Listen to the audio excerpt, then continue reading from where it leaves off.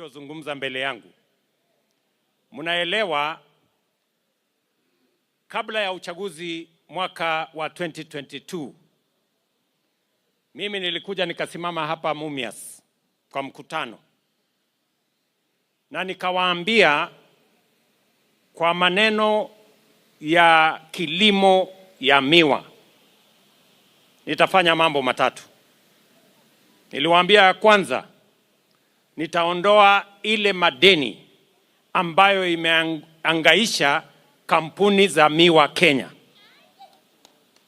Niliwaambia nitabadilisha ile maneno ya privatization, kwa sababu hatutaki hizi kampuni binafsishwe ama ziwe privatized, iwe mali ya watu wengine. Hii kampuni lazima iendelee kuwa mali ya watu wa Kakamega. Na niliwaambia nitaweka usimamizi wa sawasawa. Leo mimi nakuja hapa kuambia hivi, maneno ya deni ambayo ilikuwa imeangaisha sekta hii kwa miaka 60, bilioni 117. Hiyo deni baraza la mawaziri ikiungana na bunge, hiyo deni tumeifutilia mbali. Zile serikali zingine zilijaribu, lakini serikali hii pamoja na bidii yenu ndio imetufanya tukafutilia mbali deni ambayo ilikuwa inaangaisha hizi makampuni. Jambo la pili, niliwaambia hatutaruhusu kampuni hizi zichukuliwe na watu binafsi kwa privatization. Niliwaambia we will have a strategic model ambayo itawezesha kampuni hizi zitengeneze pesa, tulete private sector capital, tulete private sector management, lakini mali hii iendelee kuwa mali ya wakulima na wananchi wa sehemu hii. Mimi nataka niwaeleze, kampuni ya kwanza ambayo sasa tumefaulu kwa hiyo kazi ni kampuni hii ya Mumias. Kampuni itakayofuata ni zile kampuni zingine 5. Na muliona juzi Alhamisi iliyopita, kama serikali tulifutilia mbali ile program ilikuwa mbeleni kwa sababu ilikuwa inatusumbua kotini. Na sasa waziri wa fedha na waziri wa kilimo watashirikiana ili tuweze kukamilisha strategic management commercialization program ya Nzoia, ya Miwani, ya Chemelil, ya Mohoroni na Sony Sugar. Niliwaambia 3 things must happen. Number 1, lazima tulipe wakulima. Number 2, tulipe wafanyikazi. Na number 3, tulipe bonus. Justice had complained yesterday about the promotion of police officers who are tied to her and subsequent movement to go for training. I think that this has also happened to me before, where I write many letters to you and say, oh, please promote this officer. They have worked with me for a long time. When they are promoted, unknown to me, they are supposed to go for training.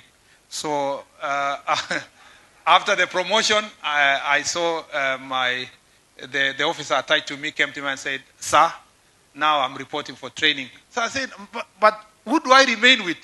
And we had to work out to see how we were going to work together. Unfortunately, our Chief Justice went too public about this issue. And I want to assure you that I have excellent relationship with the Chief. I think I have a good relationship with the Chief Justice. Unless on her side she has an issue. I have never had an issue with the Chief Justice. The IG has never had an issue with the Chief Justice. The Chief Justice is one of the most, for the comfort of the country, the Chief Justice is among public officers who are properly taken care of in terms of her security. I know the manual says that she is entitled to 6 police officers as her bodyguards, but the Chief Justice has been given up to 32 police officers. And of the 32, only the ones who are promoted and called to go for training were 3 of them. She was concerned about 2 of our officers attached to her and the driver.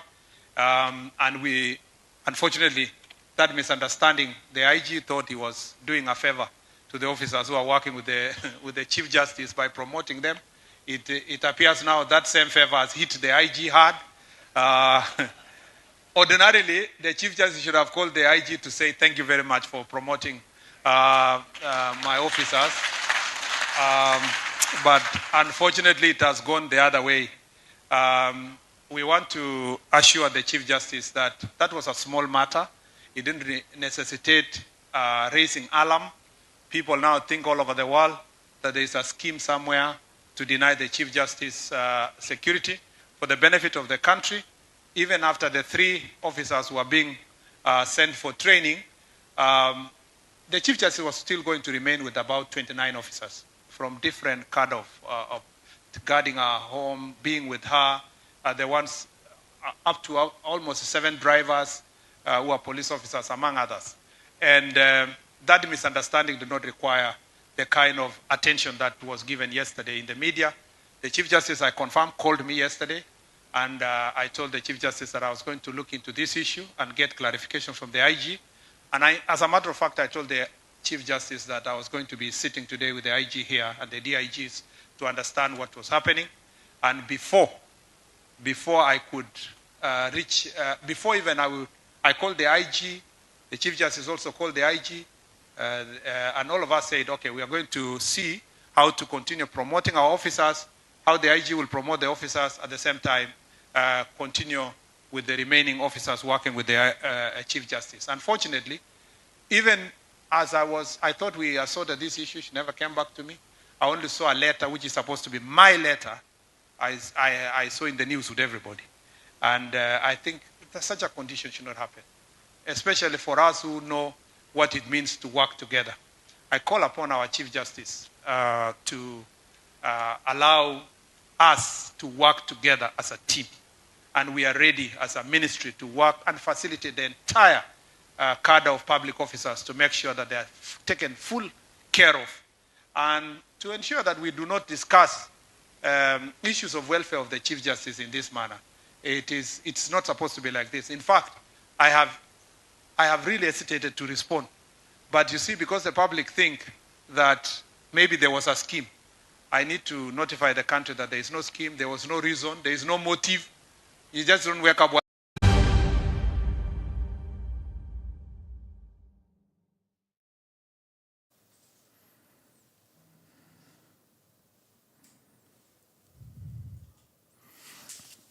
Welcome to Fireside, the home of politics, policy, and polity. Leonard, Khafafa, how are you doing? It's been a while. I understand you had taken a sabbatical. Yes, I took time off over the December holidays to attend to some personal matters, but I'm back now. I'm back with the band. So you didn't think that Kenyans wanted your insights and perspectives around the Christmas break? Kenyans, I think, got a little tired of the usual politics. And Christmas is a time of festivity, a time of catching up with family, a time of forgetting the problems of the year for the 2 or so weeks when we go on vacation. So I think I was generous with them, and I allowed them to have their time. Karibu. Asante sana. Yeah. Kevin, how is your week? I'm sure you don't like the name Kevin. I like it, but I like it when the lights are dim, not here. Here I want to be called Odoyo Owidi, because that's the name people out there know.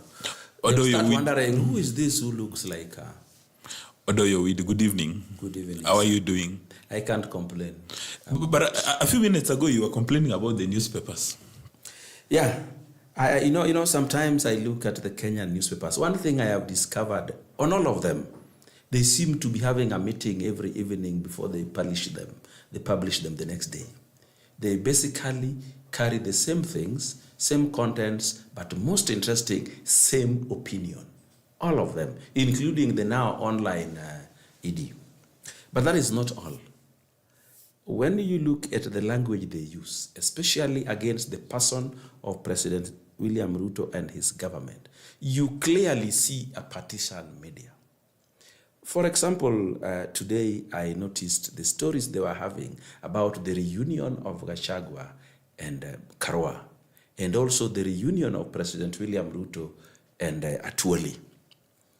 When they were reporting and framing the story around the reunion of Atuoli and President William Ruto, they weren't dwelling on the past of these two.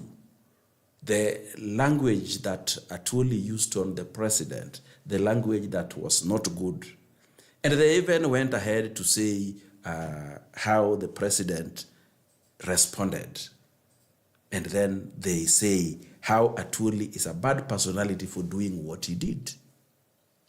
But when you look at the way they have reported the Gachagua-Karua reunion, it is a good thing that is going to consolidate the union of the mountain. It is a good thing that is going to bury the hatchet of people who are largely opponents. So you clearly see from the way the media reports in Kenya today that they are partisan. And I once said that probably have even been bought. But also there are people within the media who have been just aligned into anti-government reporting. They don't know why. Because their seniors say, do this, do that, do this. And they also, from the body language of their seniors, they can tell what makes their seniors happy and what don't make them happy. But they really don't know what is going on. So I think it is time the government also think of how to counter a partisan media in a democracy like Kenya today, how to deal with it, how to respond. For example, today you see there's a headline that is saying sunroof politics. I have been in Kenya long enough. I am one of the few Kenyans who are still alive who saw Kenyatta, saw Moi, lived through Kibaki, Uhuru, and now President William Ruto. There is no day a president will come to the countryside, see a crowd, and not pop up to speak to them. At least tell them why he was there, what he's doing, and what he's going to do going forward, and what they should do, and what they should not do. That is the responsibility of any head of state, in or outside Kenya. So when you see the media trying to criticize that, it means they are serving an interest that is offended by the president, telling the people what they ought to do, what he's going to do for them, what he has done for them, and what the people who are opposing him are doing wrong. That is expected from any president. In fact, the people who ought to be quiet are these people who are opposing the right things the president is doing. Now, Owidi, most of the media houses you accuse of taking a partisan position have got public editors. Have you made your observations or complaints known to the public editors? Like now, the public editors are listening. And if they are not listening, they will find it. And they will look at it, and they will see if I am wrong. I've mentioned even the headline, sunroof politics. Now, before Leonard comes in, is the media supposed to be loyal to the government or loyal to the citizenry? Not loyal to either of the two. The media is supposed to report what is happening in the country. The media are also allowed to give their opinion on certain things because we live in a society that largely contains people who may not understand so many things. For example, we live in a country where you expect the populace to decide who is a good leader and who is not. But this is a population who does not even know the role of their leaders. So this is where the media comes in to help them. But here we have a media which has chosen to be anti-government. You see, you only asked the media is supposed to be loyal to the government or to the populace. But you are forgetting... Populace here, I mean national and public interest. You are forgetting that besides what you are calling the national and public interest, there are also people who want the president out and themselves in. Where do the media put them? They are the people who have captured the media to use the media as a tool of war against the sitting president. And you see, we have people who even fear telling the media the truth because they know how powerful the media is, because they know that the media can actually bring you down, because they know the media can actually choose to tell things that are bad about you and leave the good ones. Every politician needs the media, but sometimes when the truth comes to you and you keep it because you want self-preservation, you are not a good man. Tell them Even if they don't want me to use their media houses to tell the world the truth, I will use whichever I will find. But the truth has to be told. These days, you hear a song that is completely anti-government and anti a sitting president is played in the media twice a day. And it's not even something that is true. Which song is this? I don't know the name of the song, but in my car, there's a single station that is always on, and I think it is something 47, a radio station. And I listen to it all the time unknowingly because I don't change it. I don't touch radios in my car because I have enough avenues to get information. But that is what I've had. There are also times when I listen to my vernacular radio station. They wake up in the morning. Till evening, it is war with the government and the president. And the people who try to defend the government like me rarely get opportunity to get there to do so. In fact, where my vernacular radio station is anchored is a media house that I've decided that I will never appear on their English TV shows. You're blacklisted. Because they don't like what I say. But what I say, let the public judge whether what I'm saying is true or false. The other day, I was on a national TV station. You know what I said? That the president now ought to be a benevolent dictator. Without adding the word benevolent to my statement, they went out criticizing me with the word dictator only. Yet, we are living in a country where tribal kingpins are dictators who are not even benevolent. Dictators whose word is law. Dictators who negotiate with the government of the day without negotiating on behalf of the people, but rather on behalf of themselves. No. And they preach, they worship them, they laugh with them, they are happy with them. But here is me saying, sometimes you have to be as rough as Uhuru used to be at times. There are times Uhuru shut down the media because the media had decided to be in the streets tangazaring protest as if it was a live football match. You know what that does? It brings more people into the streets. And sometimes the people can go to streets when it is not necessary. Sometimes they go when it is. But Kevin, in a constitutional democracy like ours, yes, you cannot shut down the media. You use the power of persuasion to influence and move perceptions. If you think that the media is stepping on your toes, you go and repair the bridges. Let me tell you, the media is an entity just like you and me and any other registered organization. They have to abide by the laws of Kenya. If the law of Kenya does not agree with slander and defamation, take them to court. We can't allow don't shut them down. Let me tell you, a punishment that Uhuru made to them worked. I am not saying they should be shut down. But remember, because shutting them down, Uhuru is the one who went overboard to shut them down. But that Uhuru who went overboard to shut the media down is their darling. But you remember, President William Ruto, that has always embraced the media, left them to say what they want to say, do what they want to do. Is their enemy number one. But Odoyo, just a minute, because Odoyo now is stepping on toes. You recall that it's President Kenyatta who established the government advertising agency, whose sole intention was to cripple the media, to ensure that the media houses are bleeding. And there's a magazine, a newspaper in the US says that democracy cannot thrive in darkness.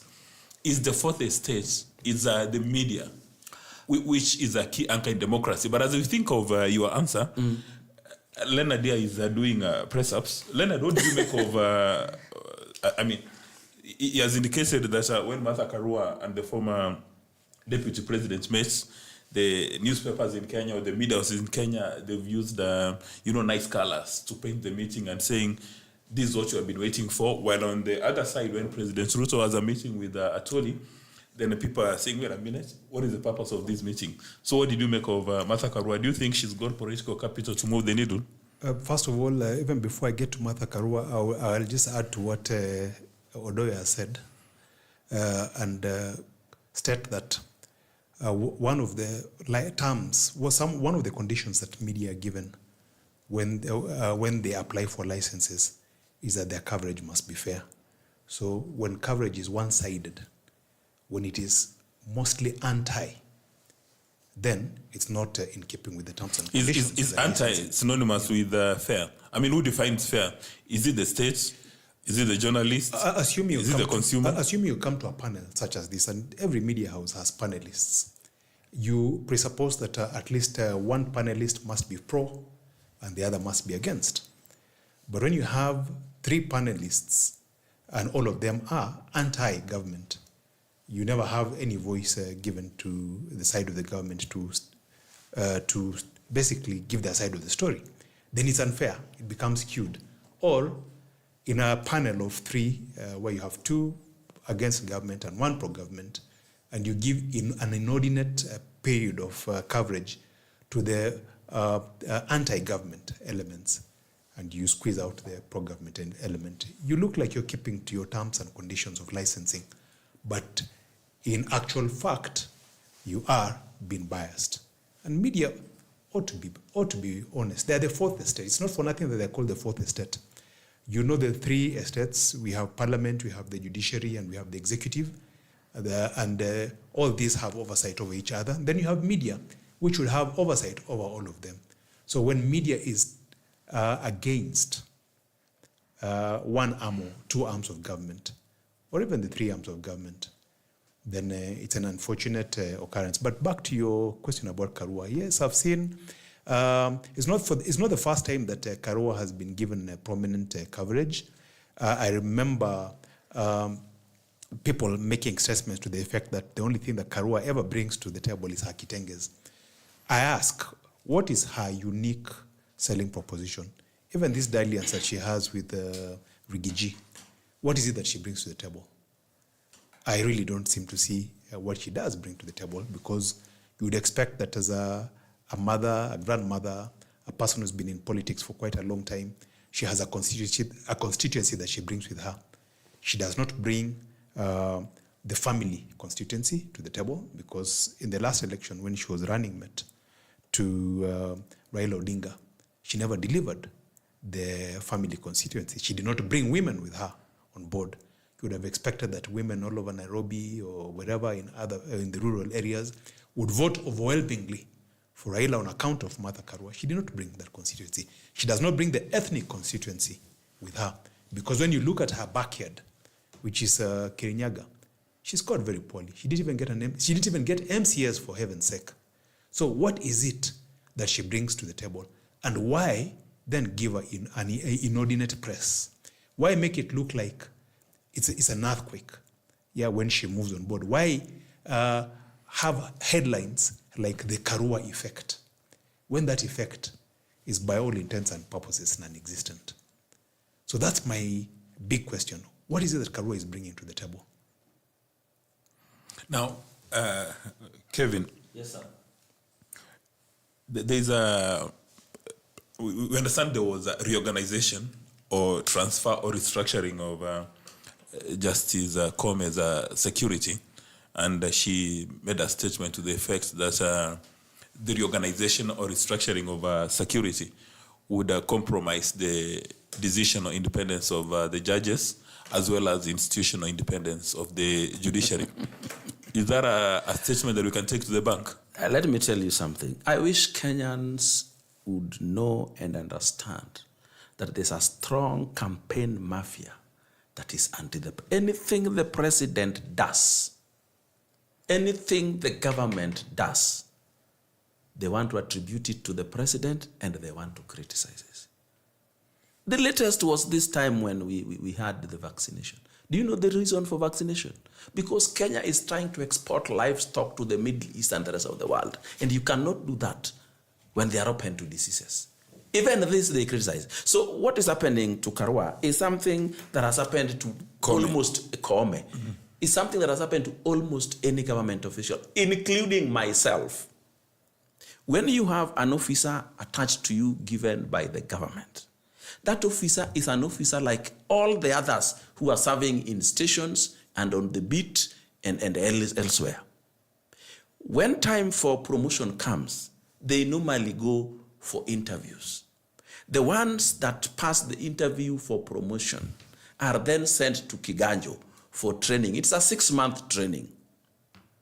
So At that point in time, it is until they pass the interview and go to Kiganjo that you realize that actually they are not with you. And that is the time you are now asked to appoint new ones. It is you to decide who do you want. And if the person you want is free, you appoint or suggest. Actually, it is nominate. I think we should use nominate. Then they allocate the person to you. Because if you took those ones to Kiganja and then you wake up and replace them with just anybody, they will tell you you are replacing them with people who want to spy on them. So that is the issue. Today, if you ask the policemen around the country, they tell you we were going for interviews at the county level and at the regional level for possible promotions. And when you pass that interview, you are sent to Kiganjo for training. And when you are sent there, new ones are allocated to the same person. And for a person who has over 30 men guarding her, why would you complain when 2 or 3 have been removed to go for training? You want, if we keep on denying these officers promotion because they are our bodyguards, they will not like that. They will say, no, me, I don't want to be security for a VIP. I don't want to be attached because you will miss out on promotions. There are even policemen who have been with certain people for years, for decades. So they must also be given the opportunity for promotions. And when that does happen, new officers replace them. The government has no need or reason to remove anybody from any state official without letting them know. But sometimes these officers don't even tell their bosses they are attached to that I am going for interview for possible promotion because they don't want, they can decide to release you even before you actually pass that. So they wait until they pass. For example, today, there are officers who are in lower cadre, but if they want to go to promotion, they will apply, they go for the interview without telling their bosses down here. That is how it works. So I think we are taking small things too far. In fact, I did not even expect the CS for Interior to respond, though he did respond. That was unnecessary. Should have been just been responded by somebody as the police spokesman to tell the world that this is what is happening. But also, some of these things, if you don't respond, the public being largely ignorant will think, actually, they are persecuting Koome. Nobody is persecuting Koome. So you're suggesting that the general public is ignorant? They don't understand these issues? I don't want to police anybody. We are living in a society where the larger part of the populace is ignorant about so many things. For example, there was this case where a lady had stormed the Ministry of Health all the way to the boardroom and made a lot of noise on camera. And you want to come and tell me however stupid I am, that an ordinary woman from the streets got access through all the security up to the boardroom of a cabinet secretary and made noise, accompanied complete with a camera, and all that was posted on social media for the whole world to see. And you say that was not breach of peace. There were accomplices. There were planners. Even me, as low as I am in the hierarchy, if you breached my office the way that was done, you will be arrested. You must pass through protocol. You want to see who? Yes, sit there, wait, go and see. But this lady stormed the boardroom where a meeting was underway and made all that noise and accompanied herself with cameramen to go and take the show that she was going to put there. And then you come and tell me that is ordinary, so arresting her was wrong. I think the president is trying to be too lenient with certain nonsense in the country. Africans, the ones we have here, you are not going to govern them democratically the way we are already doing without putting your foot down that whenever they break the law, they have to pay for it. They have to be punished. Now, Owidi, when Trump assumed office for the second time, there was one of those congressmen who suggested that they need to have to consider removing the 2-term limit. And I see from a distance that is what you're talking about. No, that's not what I'm talking about. I am not talking about anything like that. In fact, President William Ruto needs to take his 2 term and leave. And another person comes and take 1 or 2 term and leave.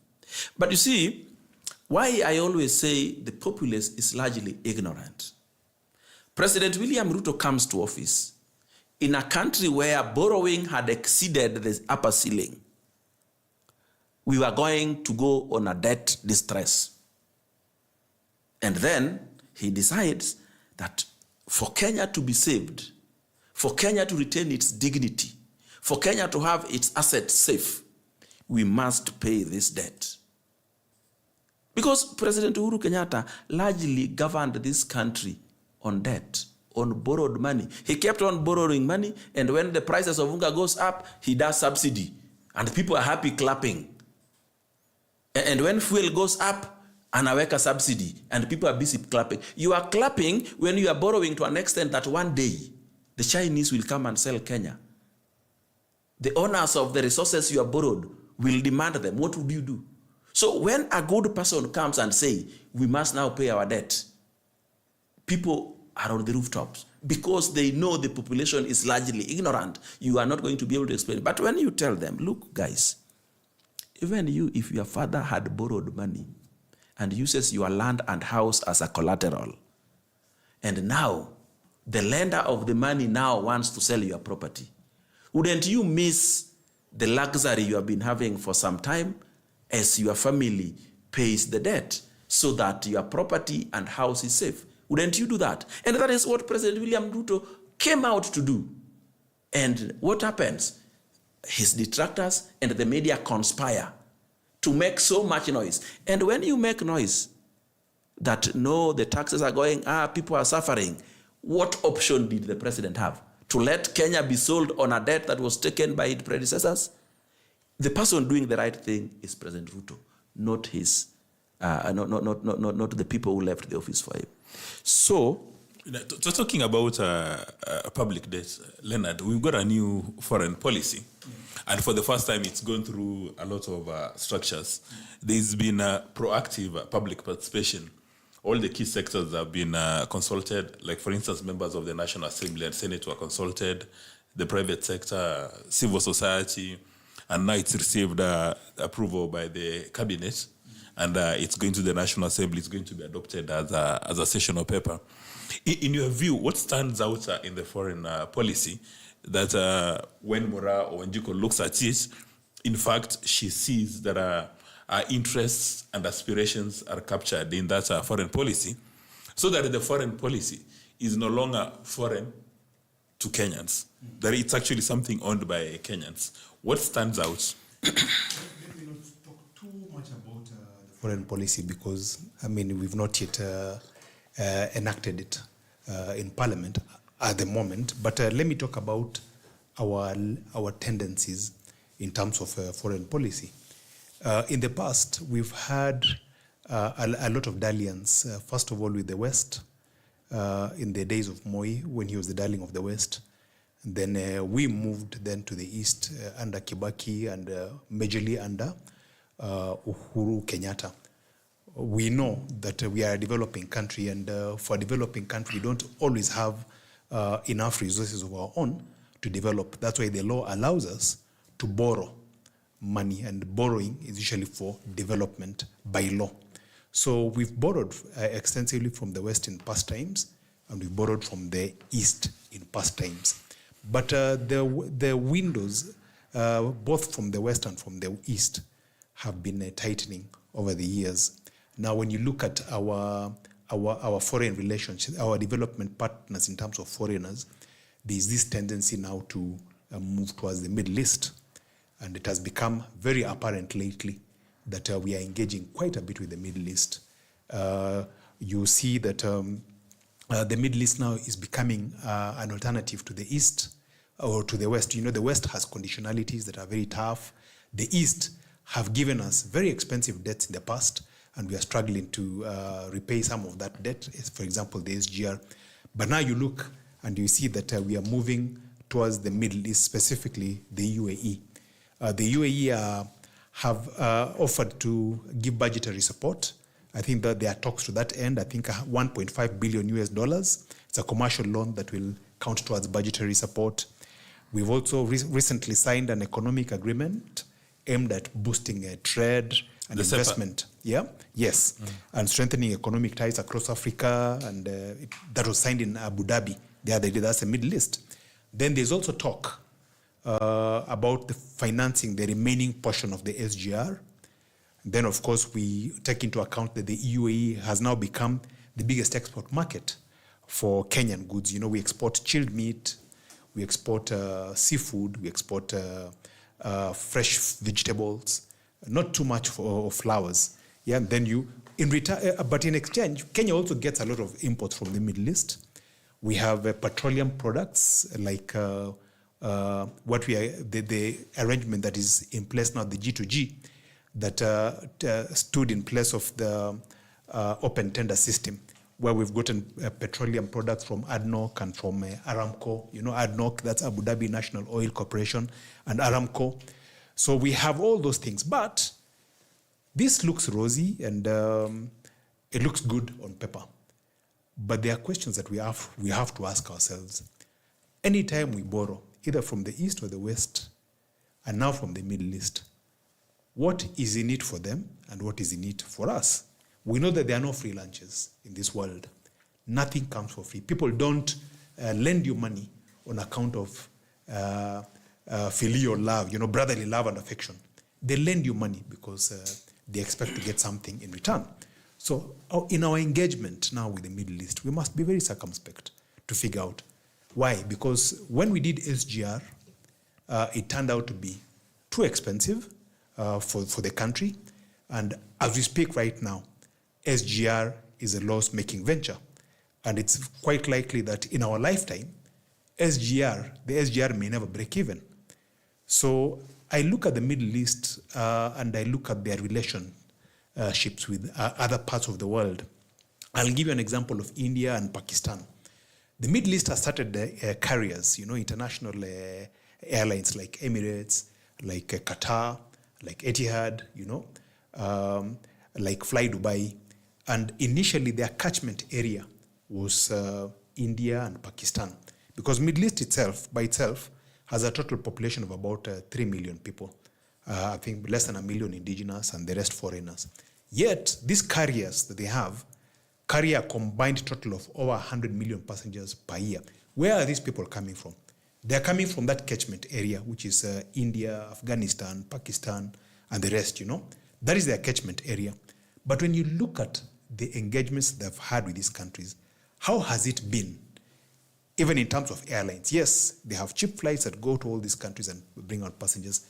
How has it worked out for those countries? You realize that India has actually suffered terribly, Pakistan as well, to the point where lots of Indian airlines, like Kingfisher among others, collapsed on account of inability to compete with cheap Middle Eastern airlines that are heavily subsidized by their governments.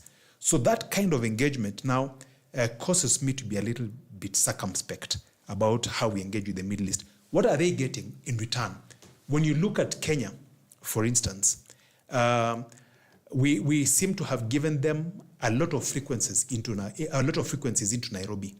We have Emirates flying into Nairobi, I think more than 21 times a week. We have Qatar flying into Nairobi daily. We have Fly Dubai. We have Etihad also flying into Nairobi. Then there's one, it's not quite in the Emirates, but it's within the region, called Salama Air, which is scheduled to start in February. What happens to our national carrier if we allow these guys, these cheap Middle Eastern carriers, to come in and offer cheap flights? Like Salama Air is offering 14,000 shillings to Oman, 14,000 shillings for a return ticket to Oman. Clearly, that is it's not even operating at a break-even point. It's operating way below break-even point. Can any local commercial airline possibly compete with these Middle Eastern carriers? So those are the things that we need to look at. And they are not pedestrian in the sense that Nairobi is a hub. It's a travel hub. And if we don't really take care, we could lose that hub status to the Middle East. Middle East can come here, plunder all our passengers, our cargo business and everything, and take it up to the Middle East to the detriment of local carriers here. So, Leonard, are you suggesting that when we're having all these negotiations, there's nobody cutting deals for Kenya, that they're cutting deals for themselves? I mean, even if you want to use SGR as an example, is it that the debt from China was horrible? Or is it the people who are negotiating for Kenya who are pursuing selfish interest rather than the national interest? And even there's a viewer led by the name Mary Wainaina is asking, is it because we've got a lot of debt that, to use the words, that the authorities wanted to sell JKA to pay all these obligations? Okay. I think we went into, the tendency for Kenya has been to go into negotiations of this sort as the underdog. We never go into negotiations as equal partners, because we have to realize that in as much as they want access to Kenya or to Kenyan airports, in as much as we want their money for development, they also want something for us. So it must be a quid pro quo.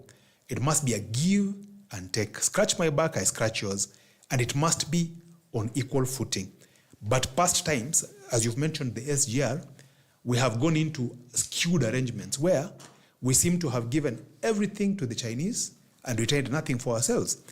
If anecdotal evidence is to be believed, when it comes to an agreement, a negotiation like the SGR agreement, I think one of the terms is that when you have a dispute, the dispute is not resolvable through courts of law, but by arbitration. Normally, for international agreements, you have arbitration centers like Hong Kong, say for instance, like London. You know, there are arbiters, international arbitrators who sit there and who are trusted to be neutral parties. But in the SGR contract, the arbitrators sit in China, one, and then they arbitrate in Chinese language, which we don't know. So already we are underdogs, yeah? So who do you blame for that? I blame our side of the government that negotiated the SGR contract. That's why I'm saying for this one now, this engagement with the Middle East, we must be circumspect. We can no longer afford to go in blind, just signing on the dotted line and receiving money.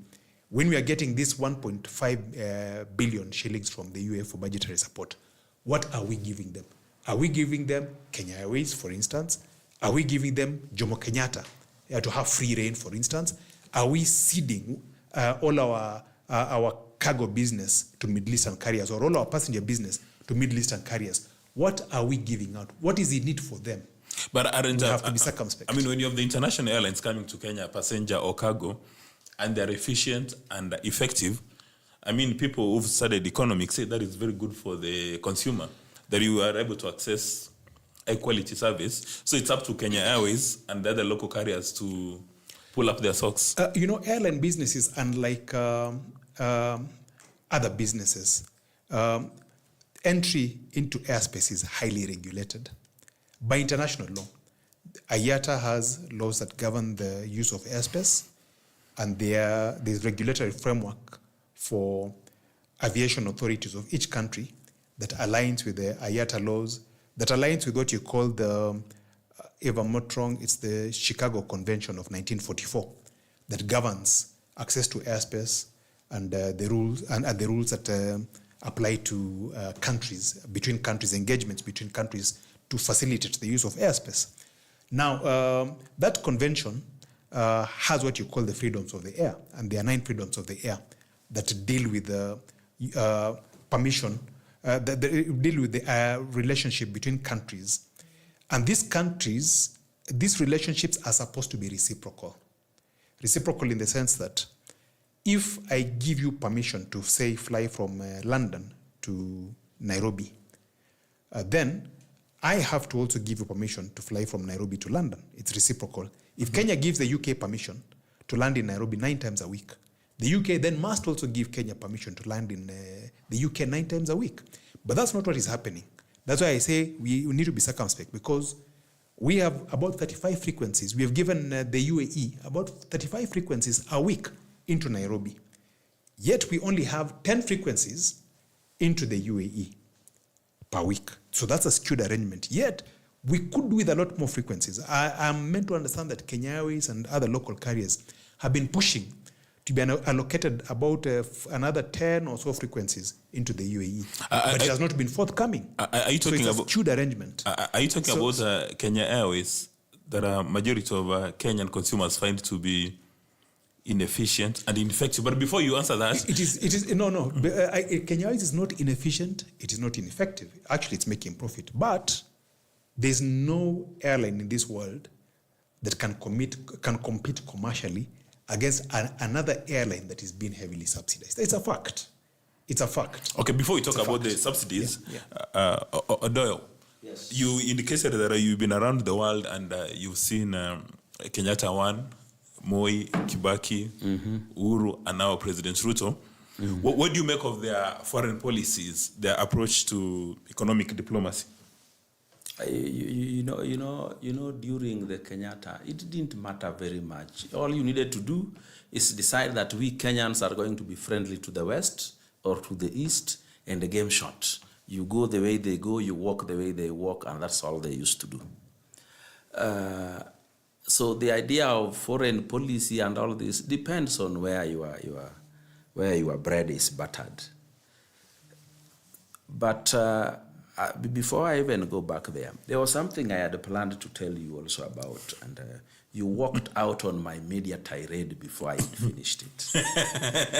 And you want to revisit? I wanted to revisit that because I had taken note of it earlier in the day. There was good news about Kenya. Moody's credit rating. And it was something that I had expected. If we had a media, the one we had envisaged, it would have been the headline. Where it even found itself in the papers, you know how it was reported? Kenya credit rating allow borrowing. Really? Kenya credit rating allow borrowing. They have said nothing about Moody's. They have not even explained what it meant. Then they went to tell us now Kenya can now borrow because their credit rating very well. Wasn't that good enough news? Even to thank the president for that. Kumbe, you are not fingering us with taxes for nothing. You wanted us to get out of the debt crisis. This is why I say our media is captured by what now I call the Wamunyoro sect. That Wamunyoro cult has captured the media and they do with it what they want to do. You saw the coverage they got when a losing presidential running mate hosted the Wamunyoro cult leader. You saw what happened. And this is a person who did not even have one MCA for Azimio in her backyard. Even her own Azimio wasn't. So the only reason why the Wamunyoro cult has attracted Martha Karua is because of Martha Karua's well-known anti-Ruto sentiments from time immemorial. That is because they want somebody who can help them attack the president with choice words, attack the president without fear, and that is only Karua. Karua, there's nothing he can add to the Wamunyoro cult by joining. There's nothing. But Odoyo, I thought you respected the rule of law and order. Are you not exposing yourself to litigation by introducing these words like cult? Yeah. So what is wrong with it? So you don't fear lawyers doing demand letters? There is a man somewhere called Wamunyoro who will take me to court or what?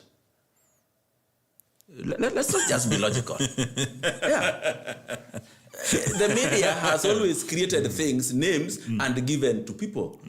They once upon a time, they even called the president Tanga Tanga. Once they called the president Kasongo. There's a time they have called people all sorts of names. And nobody takes them anywhere. But if anybody wants to take me somewhere, I would be willing. In fact, I would be sleeping in my shoes for going to court. That's ready for court session. Yes, I will be ready. So, and I also had somebody had talked to you there, I think called Wainaina, telling us that, did we have so much debt that we wanted to sell the airport? This is the reason why I tell Kenya, we have people who wants to talk, yet they are very ignorant. Because the whole idea about the airport with Adani was somebody who could manage and help build the infrastructure of the Kenyan airport. Actually, on the same note, another member of the audience called Andrew is saying, who was negotiating for Kenya in the matter of Adani? Okay.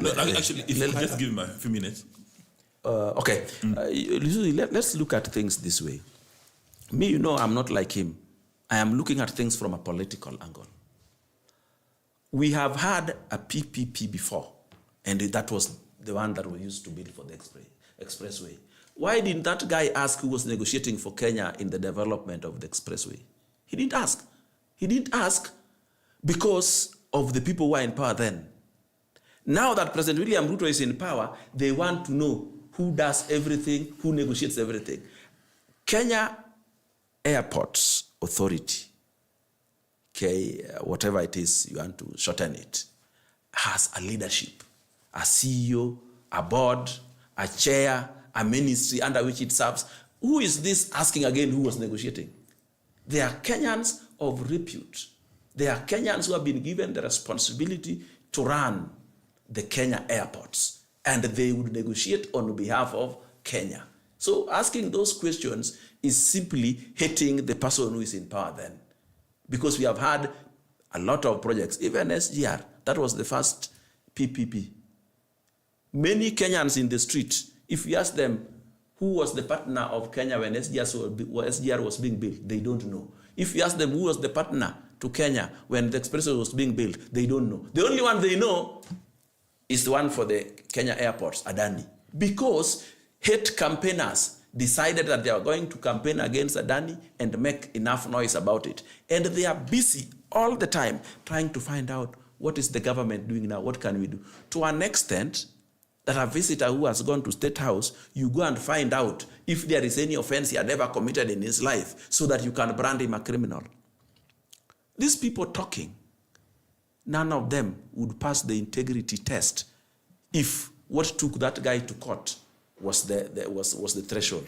None of these people would. They would all be in jail, including the king of a Munyoro sect. They would all be in jail. No. So let us be fair to Kenya. In fact, majority of other communities in Kenya, they are busy sleeping, not seeing what is happening now, the plan with the current government. They are not seeing.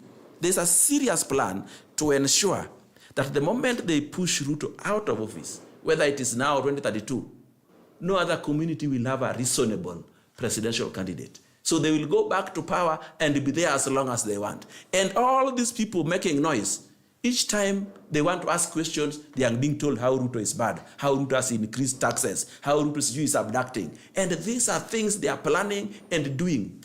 Are you trying to dodge the question on foreign policy? What is the question about? I had answered you and told you. You asked me about the past president, how they managing the foreign policy. They just used to make political decisions that in Kenya today, it is better to go with the West, and we are with the West. It is better to go with the East, and we are with the East. You remember, some times back we read in 1952, a feasibility study was done so that the first dam, electric generation, was to be done on Magwagwa Dam, that is now in the current Nyamira County. It was the best, better than even the ones that were ever built since independence. But it has not been built to date because of its location on the Kenyan map. First of all, that feasibility study was done by the Russians. And at that time, Kenya was leading towards the West. And that is the simple reason why it wasn't built. So, some of these leanings make it very difficult for some countries to work with us. I wish we were non-aligned. I wish we were that. But nevertheless, we will go with what our leaders say, because to an extent, they also have information we don't have. They also have intelligence reports we don't have. Leonard, you have some remarks? Yeah, just think Adani was actually subject to... Adani initially was a proposal, and when somebody makes a proposal, they put their best foot forward. They give their best case scenario for themselves, hoping that you will accept that best case scenario as it is. But they are also realistic enough to realize that that best case scenario is open to negotiation. And Adani, the initial document that circulated was the best case scenario for Adani. Of course, it had a lot of aspects that were favorable to that Indian company. But when Kenyans received that proposal, they went about negotiating, revising it and negotiating to find terms that were favorable to Kenyans. I'm privy to one of those, to some of those terms because I sat with the transaction advisor and got to understand what the elements of the contract that were being negotiated. My objective view is that had that negotiation been allowed to go to its logical conclusion, as Odoyo is putting it, would have come up with a win-win for everyone, because there were technocrats that were involved from the Ministry of Transport, there were from the Kenya Civil Aviation Authority, there were stakeholders even from, I think, the airlines that were involved. There were people from Kenya Airports Authority. It was a multi-sectoral approach. There were technocrats from all over who were sitting down, looking at the document and refining it, tailoring it to meet our needs as a country. The truth of the matter is, we are in urgent need of an airport, very urgent need. If you go to Jomo Kenyatta at a time like this is peak time. When you get to the gate, you will get to the gate and find a queue of cars all the way from the gate right into the airport, just trying to drive in, to drop off passengers at this particular hour. When you look at the terminals, you'll see that they are bursting at the seams, either discharging people or taking in people. Actually, there's a high probability if you go to the airport right now, you'll encounter leaking roofs. Very high probability, particularly after this rain. In fact, leaking roofs is the list of our issues. When you come to Jomo Kenyatta with some airlines, you're dropped off in the middle of the tarmac.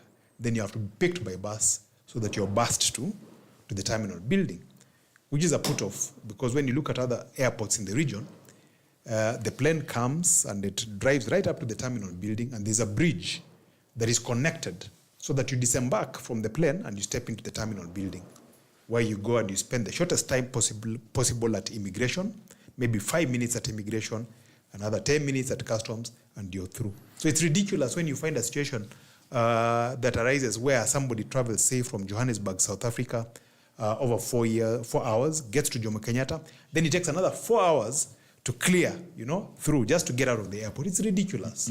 Yeah, now, it's ridiculous, and it makes us uncompetitive as a region. Odoyo, a member of the audience called Gashanja Mashere is asking why you are angry. No, that's me. Yeah, he's saying you are boiling over with fury. Anytime that's my nature. Boiling over with fury. That's my nature. Whenever anybody mentions President Ruto. If they want to see it as fury, they need to review my past statements, even before Ruto became the president. Because my points must be driven home.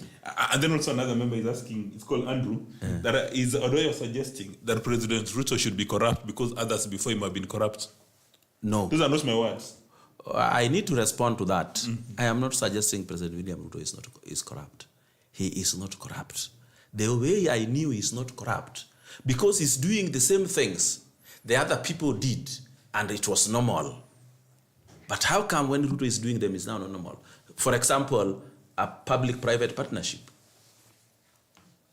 And then even some of these companies that did the expressway and the SGR, if you go and investigate them, you will find a lot of negative things. The whole thing here, Mokua, is there's a conspiracy against President William Ruto. And not because it's President William Ruto, because he does not come from a community who believes it is only them who can govern this country. Now, a gentleman from your community called Duncan Onyango is asking, how did you craft this word, cult leader? How did I craft the cult leader? Yeah, because when something begins to behave like it's becoming a culture thing, then it's a cult. Is this based on your study of religion or how? By the way, if I quit politics, I will become a bishop. So that you need to know. I can't even rewrite the Bible without copying from anywhere. So watch tu hapo. But cults are not necessarily related to religion. Religion could just be one of the cultures. Actually, many of them are cults. Because those are things people do without questioning. They do under the influence of fearing something. For example, the Wamunyoro cult now has created their Satanist President William Ruto. That is what they fear. And when they begin to, when Christians fear Satan, they have to follow Jesus. When the cult leader has created for you a Satan, you have to follow him because you only see him as the protector against that Satan. They create a boogeyman. They create an object of hate and fear. And the people who create it most are these people from the Wamunyoro area. You will find children are playing football and they are singing Ruto must go. You will find a mother, when the baby has refused to eat, and Anambia, if you don't eat, I will call Raila. They can create an object of hate until people walk, and the hate becomes cultic. And this is what other Kenyans must watch out for. They are now putting us in a place where we think they mean well. But by the time now Ruto goes, then you discover they did not mean well. When they unveil for you the person in their heart, they expect to take over. I hear now they are cheating. That guy from Kisii is called who? Matiang'i. That Matiang'i, you're going to be our candidates. Once the Kisis have moved on behind Matiang'i to tell him Matiang'i now is going to be president, they will then tell Matiang'i, you will be a prime minister or something else. So Matiang'i will not be the presidential candidate of the Wamunyoro sect. No. Will Justice Maraga be a presidential candidate? No. No, this I am a candidate is meant to make your people follow you, that you are being helped by the Wamunyoro sect to go somewhere. You are being helped by the Wamunyoro sect to become president. Let me tell you, didn't Uhuru lie to Raila here that I'm making you president? When the fact was Uhuru himself wanted to remain in power. And that is why he introduced something called BBI, which had in it an executive prime minister who was going to form government. And that's why I call the public largely ignorant. Because even very educated people did not see the reason why BBI was in the whole thing. Because it was going to create the position of an executive prime minister who will then form government after the election is won. And how was he going to ensure that Uhuru is the executive prime minister? By introducing 70 new MPs in the constitution. And where did they come from? They come from, half of them came from the Wamunyoro area.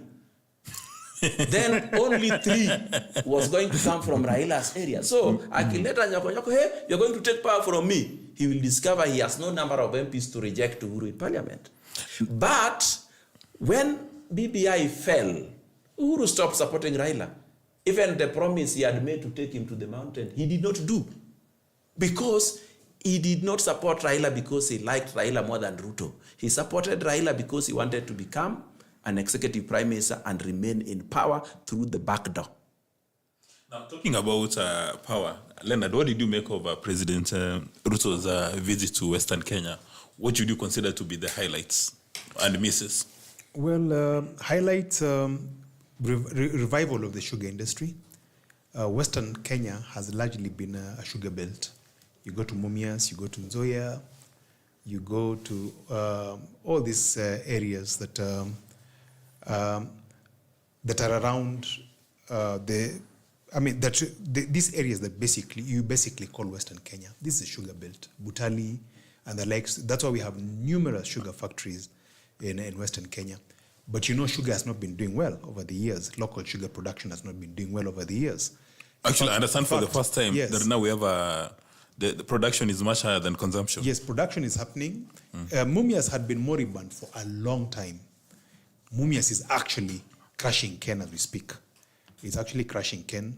I think Nzoia the same. All those other factories, I think when you come down all the way to Chemelil, Mohoroni, or whatever, it's a huge sugar belt. And the fact that they are reviving it is a positive. It's a major positive.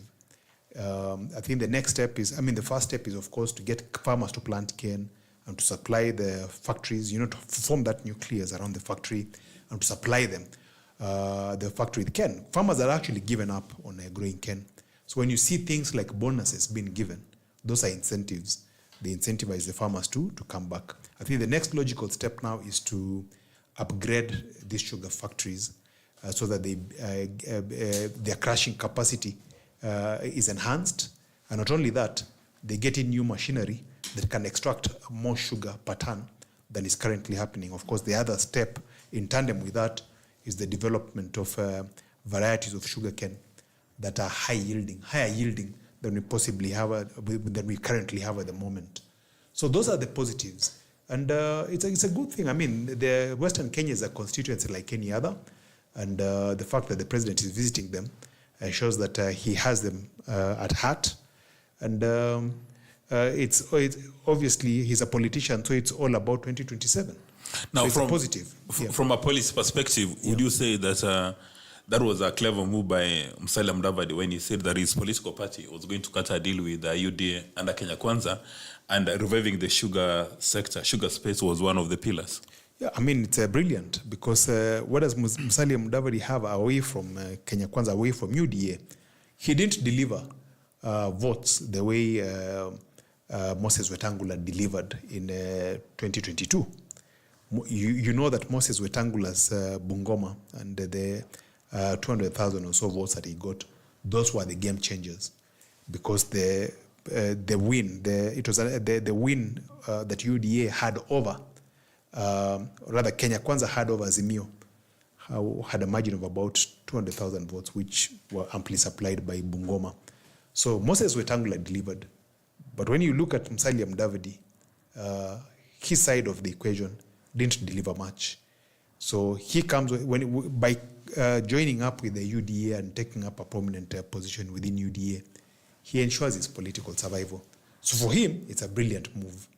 It's a brilliant move, and the fact that goodies are now being given to the people within Western Kenya means Musalia Mudavadi continues to be a prince. Yeah, he continues to be a prince in Western Kenya. He continues to be relevant. Yeah. Now, Odoyo, from your political perspective, it appears that Leonard doesn't want to give it a political angle. You know what is happening. The president is simply trying to share the resources of this country fairly and equitably throughout the country. That is all he's doing. In fact, I was shocked to see some people complaining about any bonuses that were given in the sugar industry. We only used to hear about bonus on tea and coffee. Suddenly, the president decided that he's going to resurrect the sugar mills that collapsed during the Uhuru regime. And Moroni, Soni, Chemelil, Mumias, Nzoia, all those benefited. And today, for the first time in 15 years, Soni Sugar announced a profit. And that is something we should be celebrating. That is something that should be headlines, instead of the headline is reading sunroof politics. That is getting it all wrong. In fact, the media is actually treading on very interesting ground. I wish they knew that their source of revenue today is just gambling.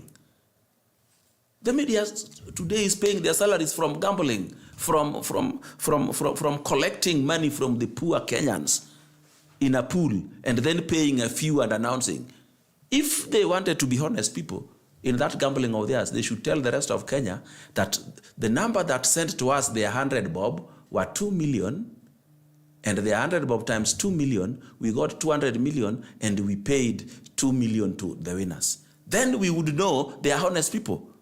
But I don't understand how you mix gambling and broadcasting. Nevertheless, it is out of what President was doing in Western, as I have already told you, was to try to share Kenyan resources equitably. There was no time you would find there's a problem in the tea or coffee sector without the government's interventions. They would intervene very quickly, even if it were roads. I wish you knew that the roads in that neighborhood is 70% tarmacked. Well, Omnyororo. Yes. Mm-hmm. In the Lake region, it is 35% tarmacked. And this is the mistake President William Ruto has done, why they are chasing in 1 hour every morning. People must learn to share resources. Even in scandals, it's skewed. If you look at who was behind the Golden Bag scandal, George Mudhengi Kinuthia Saitoti, Elias Saitoti. If you look at the one who was behind Anglo-Leasing, if you look who was behind the NYS, all of them, we need to begin sharing things equally in this country, including scandals. Including crime. Including crime, so that we are a fair society. In fact, what is paining these people... Wait, Odoyo, are you encouraging people from your village I am not to become encouraging kings of corruption and crime? I'm struggling them to make them understand and see the conspiracy by the Wamunyoro sect. Because each time we want to ask pertinent questions, they are pointing us to Ruto. Oh, he's overtaxing you. Check your pay slip. Check your pay slip, and it is them who took this debt we are now paying with the pay slip. So, you know. Peter Karaoke Warui says, good show, but drop some of those sycophants. Gen Z is coming, making reference Let to me you. tell you why people keep on using sycophants against those who defend President William Ruto. They want you to feel ashamed that you are a sycophant. We are not. We are going to say the truth here again and again and until it goes into the dingiest head in this country. And for Leonard, a gentleman by the name Andrew is asking, how does a company in debt pay bonuses? Well, Andrew should ask how the KTDA paid bonuses in the past when they were in debt. You should ask how the same coffee sector paid bonuses when they were in debt. Or does it only apply when it comes to the sugar bit? No, Andrew wants an answer, but you're asking him a question. Ask him. No, let him do his research and figure out where the money for bonuses for tea and coffee came from when they were also in debt. But Leonard, you're a public intellectual. You should be giving answers. No. I mean, the public also has to do its research. They should come up with a little bit more intelligent questions than those. Otherwise, there is sounding partisan. I try to be neutral. I'm trying to be neutral. You know Mokua? Yes. Yeah. I agree with him. Yeah. There are certain questions that are better asked with other questions. Yeah. Reason being, I am going to use a language which you don't understand. So I have to ask you if you understand the language I want to use to answer yours. So the facts, figures, and logic he wanted to use to answer that people, he wanted to find out, does he know? Yeah. So if he has told us that he knows, then we can now give him the answer. Yeah. Or we will simply say, now that is the formula I wanted you to know. Now, Nicholas Onyango says, Odoyo, I'm sorry to say that you're just a sycophant. And I'm not sure what you're doing at the show. Oh, I love being called a psychopath because I can see through their psyche. I can see through their ignorance. They are being put on board this Wamunyoro sect thing, but they don't see. I want them to see it early. These people simply know. The only person who was capable of being the president of Kenya in the near past going forward was President William Ruto. If they put all their effort and conspire to remove him, they can remain in power for another 20 or 30 years. So that Onyango, tell him to better pray that President William Ruto remains the president for another 7 years so that other people in this country are prepared to take the place. Now, Kevin says that if the Kenyan shilling loses against the USD, you're going to blame Wamunyoro? That is hypothetical. Let's answer that question when we get there, but we will not get there because we have seen what is happening. The Kenya shilling is strengthening. Him is wishing it loses against the dollar. What did he say when it lost? Who did we blame when it lost? We blamed the exact person who was in power then, and that was President Uhuru Kenyatta. He left us with a dollar that we could not even afford. But President William Ruto, using his wisdom and intellect, brought it to where it is today. And nobody wants to talk about it. I have just given you an example of how they reported the Kenyans being now debt-worthy, being credit-worthy. What have they said? They have said Kenya can now borrow. That is the headline. Because they don't want anybody to understand what is going on. They don't want to shout about the positive economic indicators that we are going through today. Because the conspiracy is to taint President William Ruto as much as possible so that when it comes 2027, the people they are lying to today that they are going to make president, when they are in close doors with Kalonzo, they tell him you are the candidate. When they are in close doors with Matiang'i, they tell him you are the candidate. When they are in close doors with Wamalwa, they tell him you are the candidate. Once they have brought all of them together, they will tell them, you know, only small rivers join big ones. And by that time, the movement has become cultic. When a movement becomes cultic, it becomes a culture and it dies hard. For example, look at something called FGM. Sometimes we go into meetings where top leaders say everything bad about FGM, but immediately the meeting is over, they go to their homes and take their daughters to Tanzania to be circumcised. Because the thing has become cultic. In their brain, they know it is wrong, but in their heart, they know it is good. Now, you've had issues with the media for the last 1.5 hours. Yes. If you had the opportunity to address their editorial and commercial directors, what would you tell them? I will tell them to be fair and report everyone fairly. I would tell them to be fair, and when there is an opinion debate like we are sitting here, they bring people from both sides and give them the opportunity to talk. But the people who tell them the bare truth, the hard truth, the painful truth, they don't want them. In fact, I have had to sit in the media with certain people. You have 2 people anti-government, 2 here, and you have the host. So you have 3 people anti-government, and you are 1 person. You don't even make a sentence to completion. So at the end of the whole show, you become incoherent. Nobody can take home what you said because of the conspiracy. And today, let me tell you, the media in this country is being controlled by the Munyoro sect. All of them. And they decide what is going to be said there. They decide what is going to sell. And they are no longer reporting. They are now shaping opinion in the country. Is that a fair statement? It is a fair statement. Very fair. And you know why I insist it is fair? Because it is the truth. And I have brought here newspaper cuttings, and I've shown you how they report pro-government news and how they report anti-government news. I told you how they report the president's reconciling with Atwoli and how they report Rigiji reconciling with Karua. And that I have also sufficient. shown you how they report when Kenya becomes positive in credit rating. And that is sufficient to come to the conclusion that they are held hostage. They are held hostage. They are hostage. And some of them don't even know. Just like when I say the Munyoro sect, there are very many people from the mountain who are very good people who means well for this country. But because the only language they hear, the only information they hear is this doctored message from the media. The only thing they don't want to do is to compare with the past. How did the media treat the past president? Do you know, during Uhuru, is when the Atur Margarian and Atur Sargasyan raided a media house in this country. Uhuru? It is during Kibaki, and it is during Uhuru that the media houses were shut down. Yeah. Do you know you walk down and find your expensive TV can show you nothing? And then he is still a darling of the media. And it's also during Uhuru's time that we got the government advertising agency, and whose sole intention appears to cripple the media in Kenya. So with all that put together, you know the whole thing is tribal.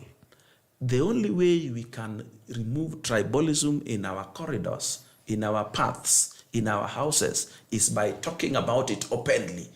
If you feel ashamed that you have seen some people, you have named them, they were Munyoro sect, and you feel ashamed that somebody has called you a sycophant when you are saying the truth, then we will not remove tribalism in this country. Wouldn't you be offending the National Cohesion and Integrity Act by your statements? Let me tell you, I think you don't know me. There was a time that I was chairman of Lake Basin Development Authority.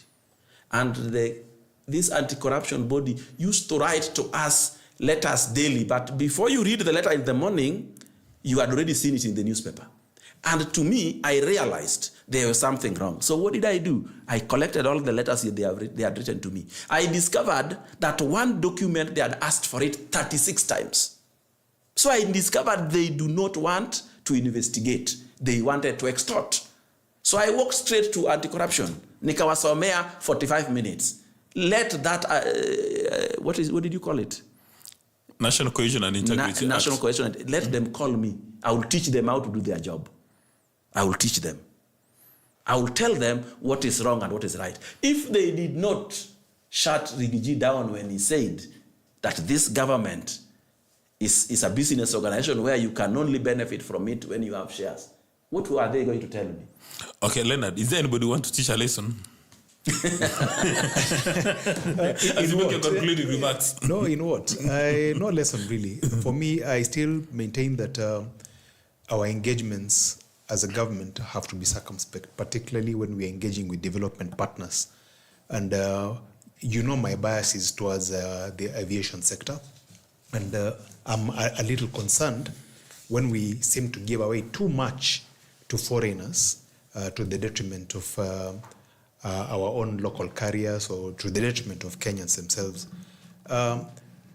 You mentioned earlier that perhaps Kenya, one of your callers mentioned earlier that perhaps Kenya Airways is afraid of competition.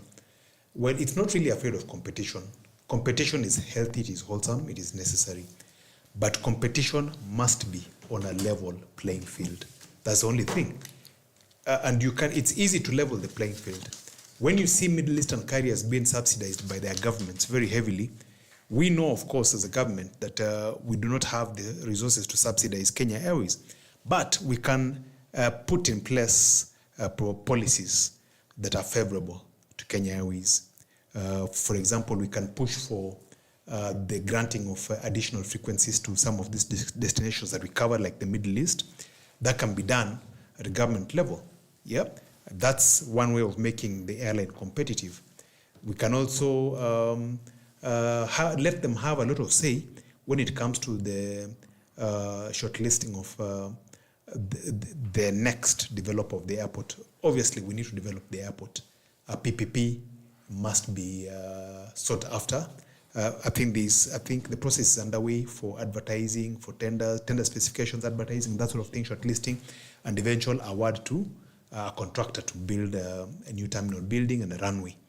I think it pays to have the national carrier at the center of all this discussion, because they wear the shoe, they know where it pinches, and they're in the best placed position to advise and to say that they give advice that will basically take in the interests of Kenyans and the national carrier and cement our position as a hub in this region. So that's my advice. I think it has to do with policy. Just being circumspect about policy. Yes, it's good we are engaging the Middle East. Fantastic. I mean, they are an alternative, of course, to the East and to the West. And yes, there are good things coming from the East, but we have to be careful not to give away too much to them, to our detriment. It's a give and take. Has to be a symbiotic relationship. Now, Odoyo, today you've really attracted a lot of interest. A member of the audience says that with the likes of Odoyo, then one would understand why Luo Nyanza is lagging behind in development.